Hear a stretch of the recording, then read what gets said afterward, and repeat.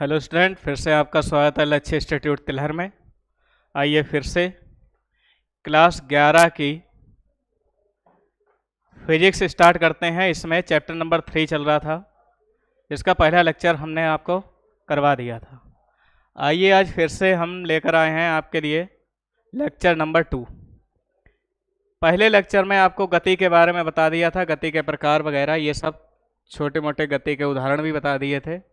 लेकिन आज इसमें बताया जाएगा कि दूरी क्या होती है, सरल रेखीय गति क्या होती है, विस्थापन क्या होता है, चाल क्या होता है, वेग क्या होता है। ठीक, फिर उसके बाद गति के समीकरण आपको बताते हैं। तो सबसे पहले शुरू करते हैं।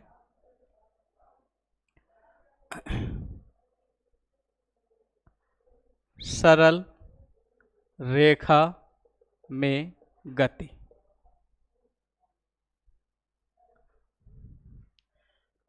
ये एक विमीय गति का ही उदाहरण है, जो कि एक सीधी सरल रेखा में चली जाती है। क्या है? यदि कोई वस्तु अथवा पिंड एक सरल रेखा में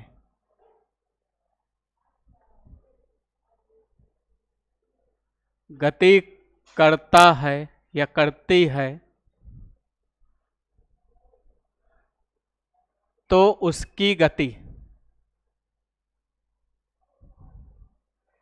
एक ये चीज मतलब एक अक्ष पर गति करती है तो उसकी गति सरल रेखीय गति कहलाती है।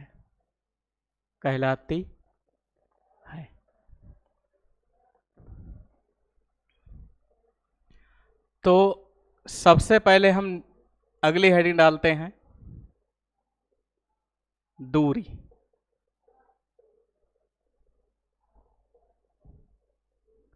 दूरी मतलब डिस्टेंस। ये क्या होता है? अगर कोई वस्तु बिंदु ए पर है और ये 5 किलोमीटर इधर गई, 5 किलोमीटर इधर चली गई, 10 किलोमीटर इधर चली गई और ये जाकर बिंदु बी पर पहुंची, तो इसकी जो दूरी होगी 5 फिर 5 फिर 10, टोटल कितना? 20 किलोमीटर दूरी है। यानी किसी वस्तु द्वारा तय किए गए कुल मार्ग को ही दूरी कहते हैं। ये मार्ग तय किया, ये मार्ग तय किया, ये मार्ग तय किए, इनका सबका योग क्या कहलाया? दूरी। तो क्या है?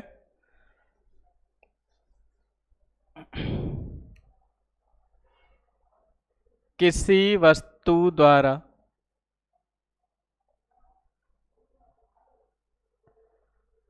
तय किए गए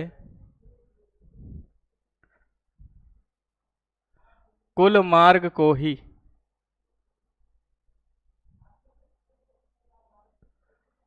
दूरी कहते हैं।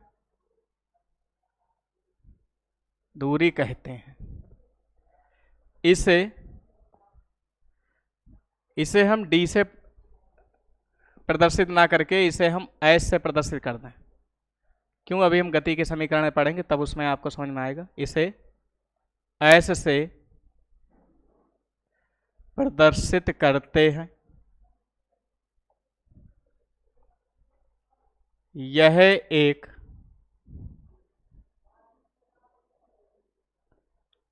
अदिश राशि है।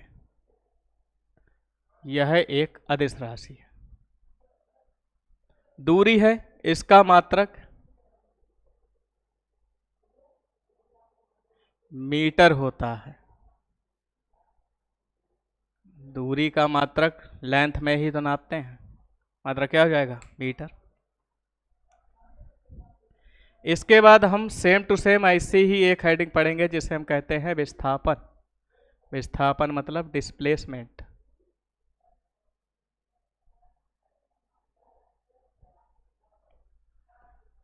क्या है विस्थापन समझिए पहले। अभी हमने बताया था ए से चला 5 किलोमीटर, इधर इधर नहीं चला था, इधर चला था 5 किलोमीटर, फिर यहाँ पर 5 किलोमीटर चला, फिर यहाँ पर 10 किलोमीटर चला और बिंदु बी पर पहुँच गया। तो ये जो 5, 5 और 10 ये तो है दूरी, लेकिन पहले बिंदु से अंतिम बिंदु तक के बीच का जो मार्ग होता है इसे हम कहते हैं विस्थापन। ये कितना चला कितना नहीं चला उससे मतलब नहीं, ये पहले पॉइंट को देखता है और आखिरी पॉइंट को देखता है, उन दोनों के बीच की दूरी क्या है उसी को ये विस्थापन बोलता है। ठीक, जैसे हम आपको एक बात बताएं, अगर कोई वस्तु 4 किलोमीटर ऐसे चली ए से बी पर पहुंची और कोई वस्तु 3 किलोमीटर ऐसे चल दी सी पर पहुंची, तो ये तो 4 और 3 7 ये तो हो गई दूरी, लेकिन ये यहां से यहां तक कितना इसका मतलब अंतर है, तो ये क्या होता है विस्थापन। तो इसे हम कैसे निकालते हैं, आपने पढ़ा होगा कर्ण बराबर लंब का स्क्वायर प्लस आधार का स्क्वायर अंडर रूट। लंब क्या है हमारे पास 4 का स्क्वायर, आधार क्या है 3 का स्क्वायर, तो 4 चौक 16, 9 25, 25 का वर्गमूल जो होता है वो 5 किलोमीटर, यानी कि यहाँ से यहाँ तक जो दूरी रह गई इसकी केवल 5 किलोमीटर। आप 7 किलोमीटर चल दिए उसे मतलब नहीं है, वो कितना विस्थापन तय करेगा केवल ये, तो क्या हो जाएगा सुनो,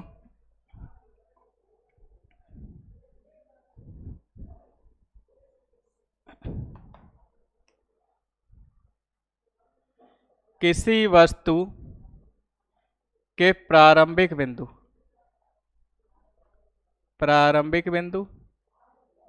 तथा अंतिम बिंदु के मध्य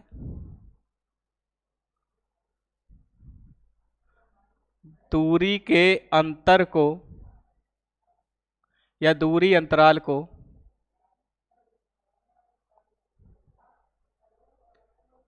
विस्थापन कहते हैं।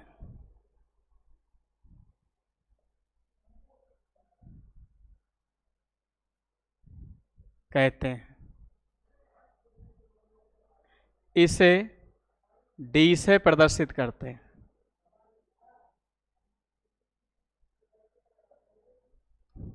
ये अदिश राशि है लेकिन ये सदिश राशि है, तभी तो इसने सदिश योग के त्रिभुज नियम का पालन किया। ये कैसी राशि, यह है सदिश राशि है,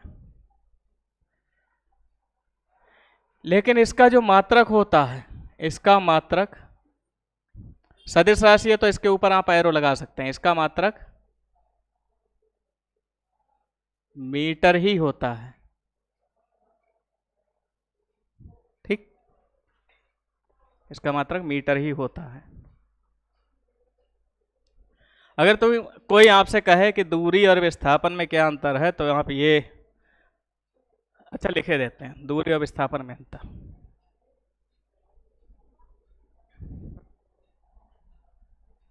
सबसे मेन अंतर तो आपको दिखाई दे रहा होगा कि ये दूरी अदिश राशि है और विस्थापन कैसी राशि है, सदिश।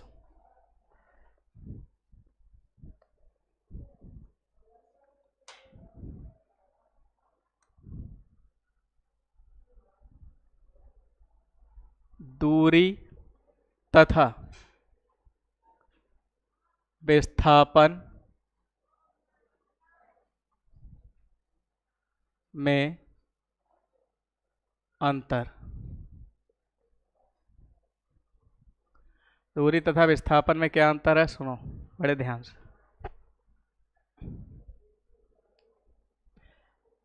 एक तरफ हम दूरी लिखे देते हैं और एक तरफ विस्थापन, दूरी और विस्थापन। तो जो सबसे पहला जो मेन अंतर है वो क्या है? यह अदिश राशि है और यह सदिश राशि है।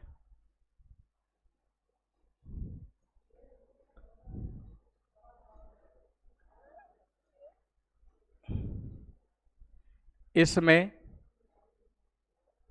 केवल परिमाण होता है,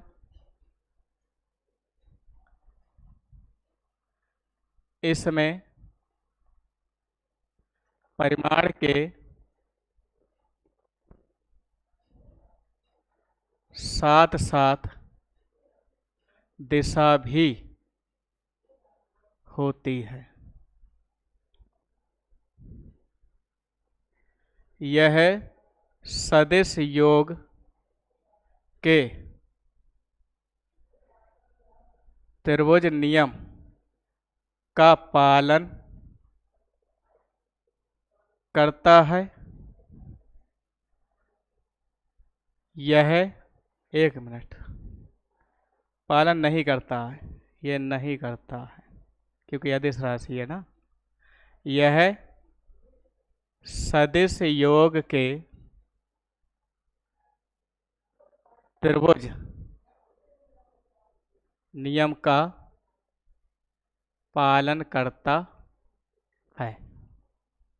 ठीक, ये 3 बातें हैं।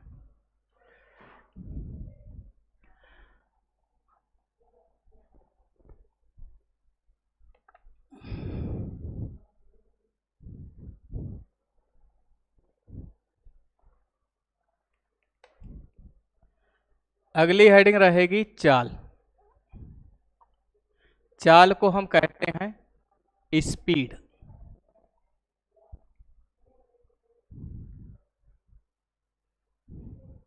देखिए, इसे हम सबसे पहले बता दें कि इसे v से प्रदर्शित करते हैं। v बराबर क्या होता है?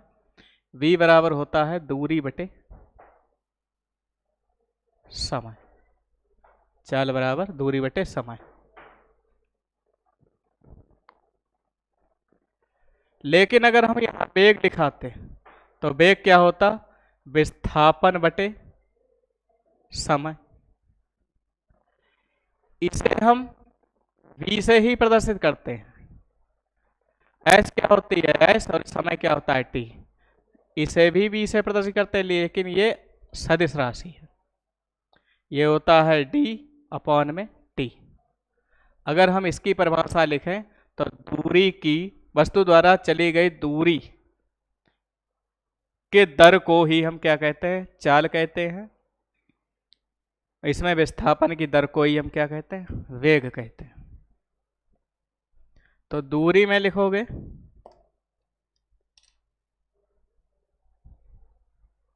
वो चाल में लिखोगे। चाल में क्या लिखोगे? किसी वस्तु द्वारा चली गई दूरी तथा उसमें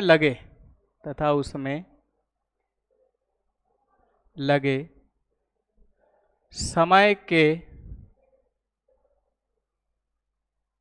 अनुपात को चाल कहते हैं।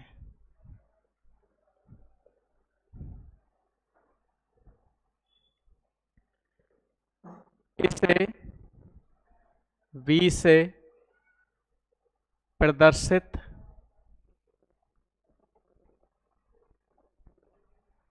करते हैं।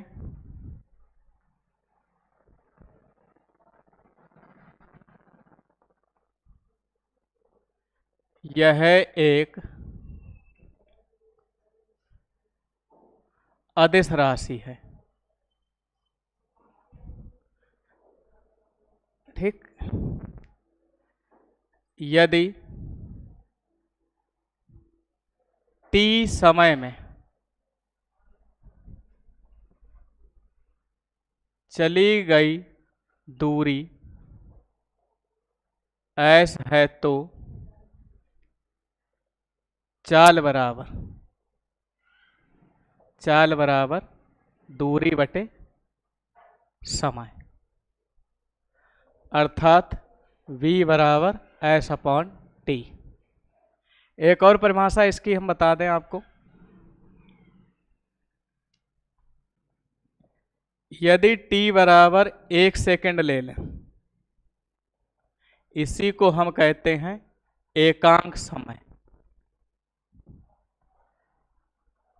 तब जो v आ जाएगा वो क्या आ जाएगा, केवल s। यहां पर परिभाषा लिखे दे रहे हैं, क्या लिखे रहे हैं, अतः किसी वस्तु द्वारा एकांक समय में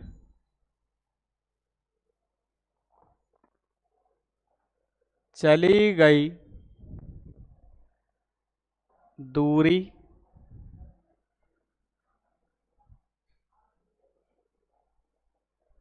चाल कहलाती है, चाल कहलाती है। ठीक, ये इसकी परिभाषा हो जाएगी। अगर इसका हमें मात्रक लिखना है, v का मात्रक बराबर s यानी कि दूरी का मात्रक बटे t का मात्रक। s का मात्रक क्या होता है, दूरी है मीटर, और बटे t क्या है, सेकंड, तो मीटर प्रति सेकंड। v की अगर हम विमा लिखेंगे तो s की विमा बटे t की विमा। s क्या है, दूरी है, लेंथ, और t टाइम, और जब ये ऊपर जाएगा LT माइनस 1 हो जाएगा। ये हो गई क्या, स्पीड। अब हम क्या लिखेंगे, वेग। वेग को हम क्या कहते हैं, वेलोसिटी।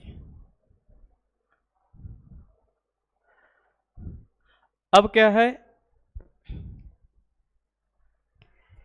इसकी परिभाषा एक और लिखा दें पहले।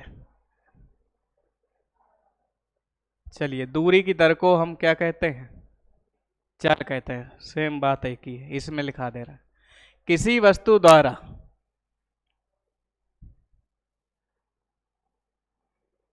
तय किया गया विस्थापन तथा उसमें लगे समय के अनुपात को हम क्या कहते हैं, क्या कहते हैं, वेग कहते हैं। इसे v से प्रदर्शित करते हैं, क्यों, क्योंकि ये कैसी राशि है, ये सदिश राशि है। यदि t समय में चली गई दूरी या t समय में तय किया गया विस्थापन d है, तब वेग बराबर विस्थापन बटे समय हो जाएगा, यानी कि v बराबर d अपॉन में t हो जाएगा। और फिर से देखिए, यदि t बराबर हम 1 सेकेंड रखें, एकांक समय रख दें, तो वेक्टर v क्या हो जाएगा, वेक्टर d। अतः किसी वस्तु द्वारा एकांक समय में तय किया गया विस्थापन क्या कहलाता है, वेग कहलाता है। क्या कहलाता है, वेग कहलाता है। अगर हम v का मात्रक लिखेंगे तो यहाँ d का मात्रक मीटर होता है प्रति सेकंड। यहाँ अगर v की मीमा लिखेंगे तो यहाँ पर भी डी की विमा metre LT-1, same to same भाई है। इसकी हम एक और परिभाषा लिखना चाहेंगे, अथवा यही लिखे दे रहे हैं।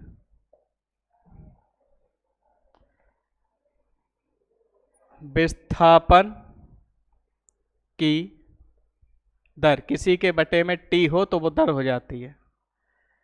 विस्थापन की दर को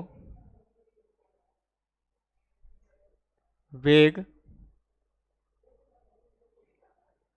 कहते।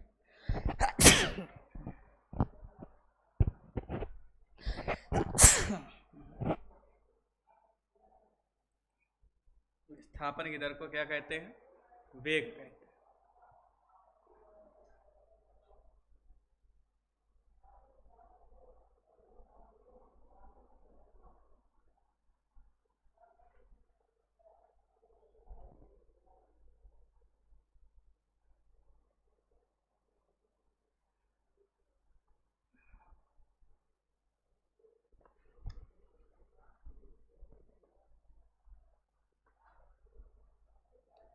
अब लिखेंगे हम त्वरण।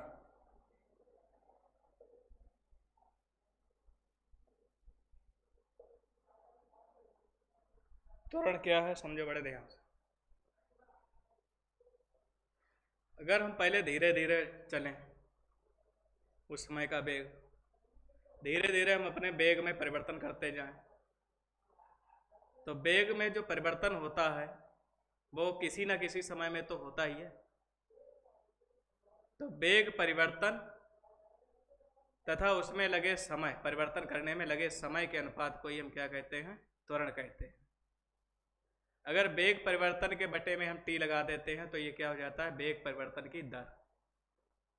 तो किसी वस्तु के वेग में परिवर्तन की दर को ही हम क्या कहते हैं? त्वरण कहते हैं। क्या हो जाएगा?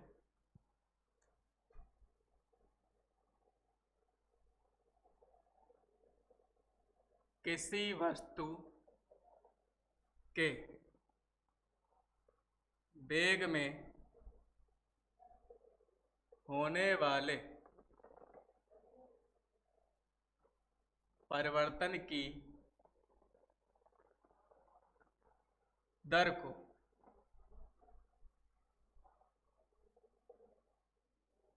त्वरण कहते हैं। इसे ए से प्रदर्शित करते हैं। यह सदिश राशि, सदिश राशि है। अब सुनो, यदि किसी वस्तु का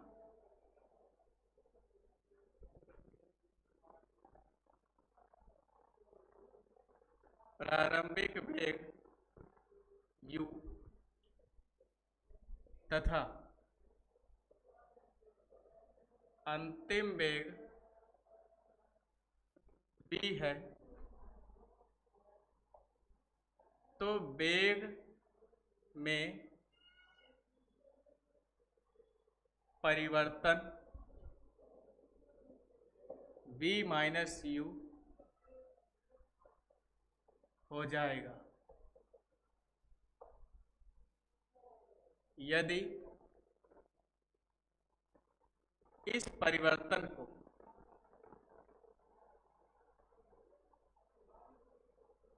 प्राप्त करने में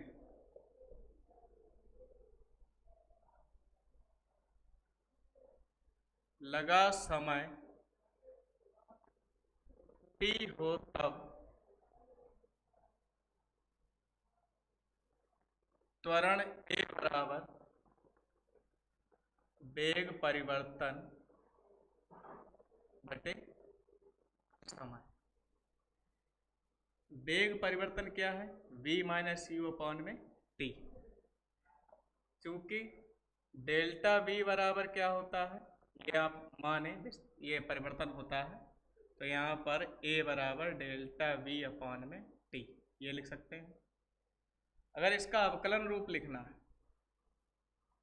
अवकलन रूप, तो अवकलन रूप क्या होता है? ए बराबर dv अपॉन में dt, ये इसका अवकलन रूप होता है, ध्यान रखना। अच्छा, मात्रक वगैरह क्या हो जाएगा? ए का मात्रक बराबर वेग का मात्रक, क्या हो जाएगा? वेग का मात्रक बटे समय का मात्रक। वेग का मात्रक हमने आपको अभी पढ़ाया था मीटर प्रति सेकंड, और फिर समय का जो मात्रक होता है वो सेकंड होता है, यानी कि मीटर प्रति सेकंड और सेकंड यह साथ में आ जाएगा, तो मीटर प्रति सेकंड स्क्वायर। ए की जो विमा होगी, मीटर की जो विमा होती है L, और समय की जो होती है वो T2, यानी कि LT माइनस 2, ये हो जाएगी इसकी विमा। अब हम पढ़ेंगे गति की समीकरण।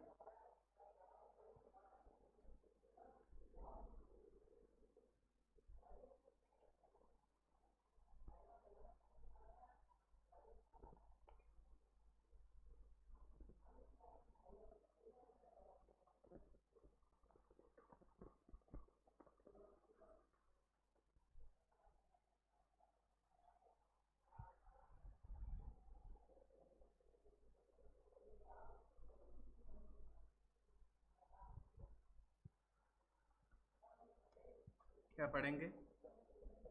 गति की समीकरण। देखिए, अगर कोई वस्तु रेखीय पथ पर गति करती है तो उसकी गति की समीकरण है, अभी हम लिखवाएंगे। लेकिन जो है, अगर वही वस्तु ऊपर जाती है या नीचे जाती है तो गति की समीकरणें थोड़ी चेंज हो जाती हैं। अगर वही वस्तु गोल गोल घूमती है तो उसकी गति की समीकरणें कुछ और हो जाती हैं। तो सबसे पहले हम रेखीय पथ पर जो गति करती है कोई वस्तु, तो उसकी समीकरणें क्या होती हैं वो देखिए। क्या है? यदि कोई वस्तु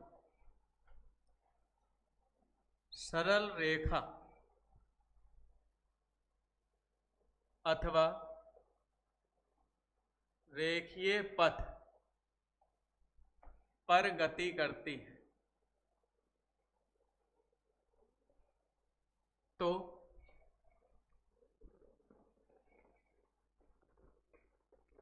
वस्तु का, तो उस वस्तु में प्राप्त गति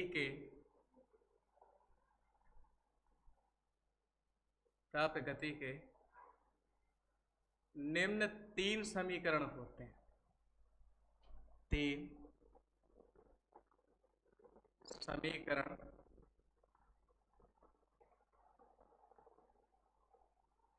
होते हैं। प्रथम समीकरण जो होती है v बराबर u प्लस ए टी।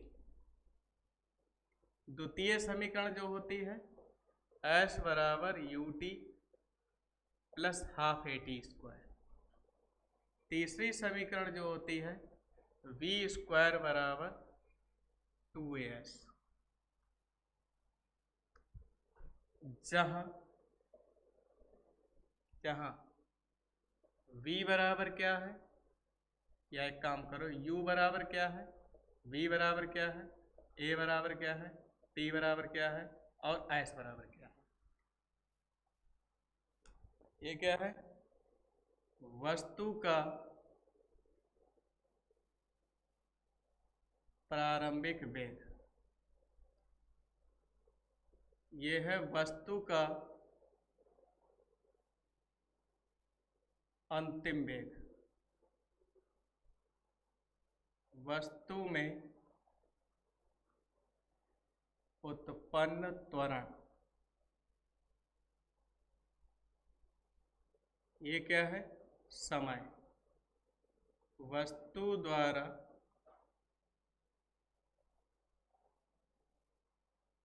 चली गई दूरी, वस्तु द्वारा चली गई दूरी। ठीक, अब हम क्या करेंगे, गति की समीकरणों का सत्यापन करेंगे। गति की समीकरणों का सत्यापन,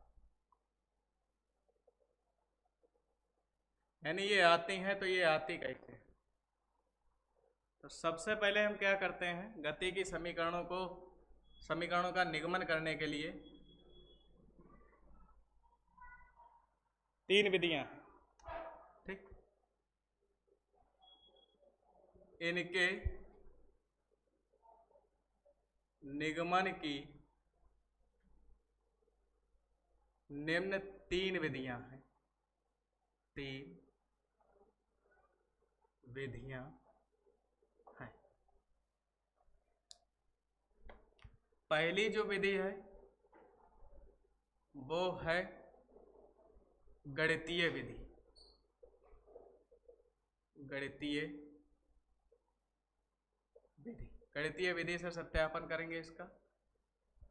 और जो दूसरी विधि होती है वो कलन विधि, और तीसरी विधि होती है ग्राफीय विधि। दूसरी हम कलन विधि का प्रयोग करेंगे और तीसरी हम ग्राफीय विधि का प्रयोग करेंगे। ठीक, तो सबसे पहले हम देखते हैं गणितीय विधि।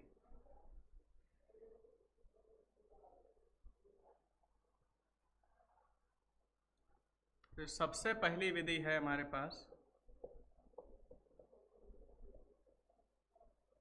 गणितीय विधि। गणितीय विधि में क्या होता है, इसमें हम कुछ भौतिक गणितीय संक्रियाओं का प्रयोग करते हैं। उसके बाद हमें जो है समीकरणें प्राप्त होती हैं। जैसे हमारे पास क्या है, सबसे पहले v बराबर u प्लस ए टी का निगमन करें। इसका हम निगमन करने जा रहे हैं। तो देखिए हम क्या जानते हैं, हम जानते हैं कि त्वरण बराबर क्या होता है, वेग परिवर्तन बटे समय अंतराल, या समय सीधे लिख दो, बात खत्म कर। अच्छा, अभी हमने तुरंत बताया था आपको त्वरण क्या होता है a, और वेग परिवर्तन क्या होता है, ये होता है v माइनस यू अपॉन में t। यहां से अगर हम देखें, इसकी गुणा इससे करा दें, ए टी और सामने v माइनस यू। अब हम क्या करें, ये माइनस का है, इस तरफ ले आए, तो u प्लस ए टी बराबर में b। तो देखिए यही तो हमारी प्रथम समीकरण है। ठीक, ये हमारी प्रथम समीकरण है। दूसरी समीकरण क्या है,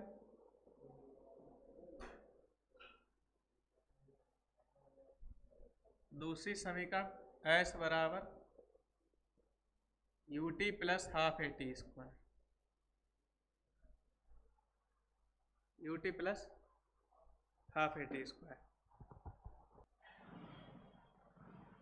तो इसमें हम क्या करते हैं, यदि वस्तु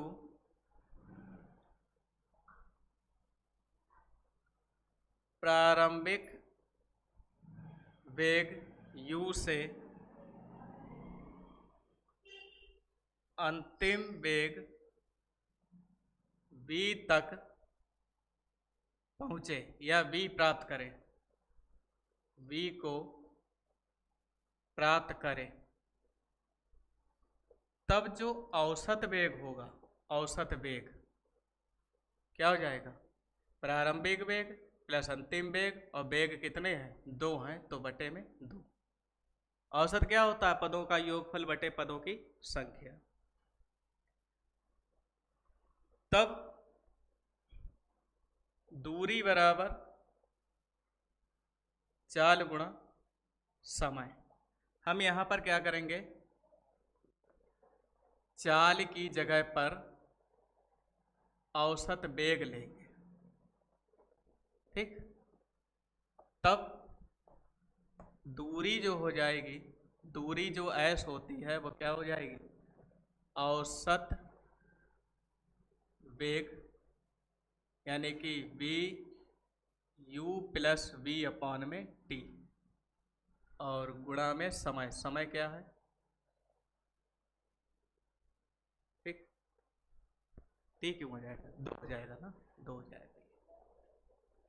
तो यहाँ से एस बराबर यू प्लस वी अपॉन में टू और फिर टी। अभी आपने पढ़ा है कि v बराबर यू प्लस ए टी होता है, तो s बराबर u तो ऐसा ही रहेगा, v की जगह पर u plus a T upon में टू और फिर क्या है t। s बराबर u और u, 2u और यहाँ ए टी और बटे में 2 इंटू में t। s बराबर क्या हो जाएगा, 2u के बटे में t और ए टी के बटे में, मतलब कि 2u के बटे में 2 और ए टी के बटे में 2 और फिर t। 2 से 2 कट जाएगा। s बराबर इसकी गुणा इससे कर दो, यू टी प्लस 1/2 कर दो या पूरे का बटा टी कर दो, बात है कि इसकी गुणा इससे हो जाएगी ए टी और टी, टी स्क्वायर। ये क्या है, गति का दूसरा समीकरण। तीसरा क्या है,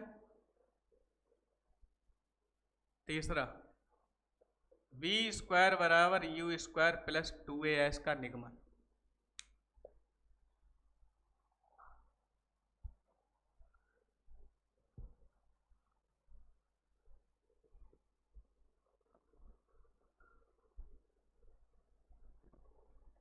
ये गणितीय विधि चल रही है, फिर इसके बाद बढ़ाएंगे कलन विधि, फिर ग्राफीय विधि।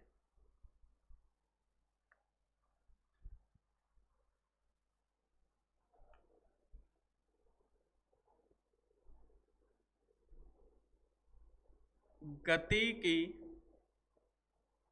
प्रथम समीकरण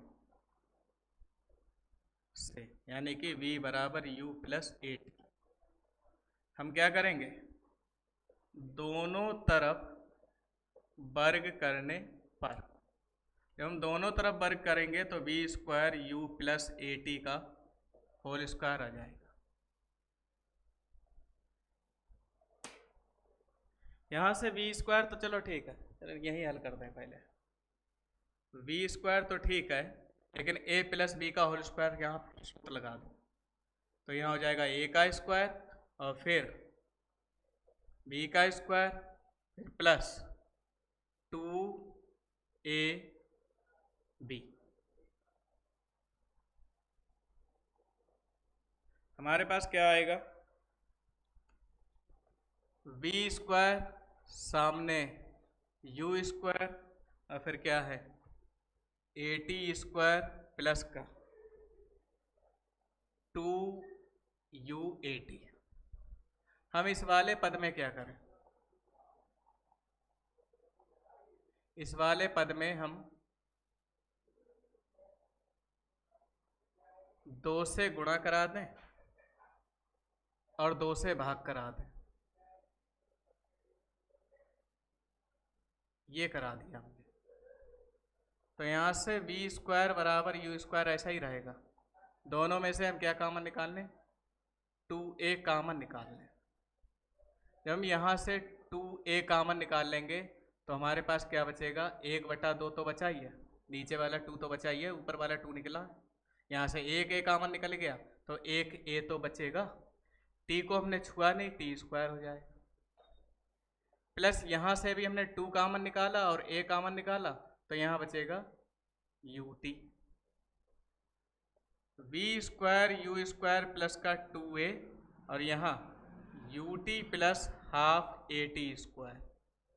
अभी हमने पढ़ा है कि s बराबर ut plus half a t square होता है, तो क्या यहाँ पर हम एस नहीं लिख सकते क्या? 2as, यही गति का तृतीय समीकरण।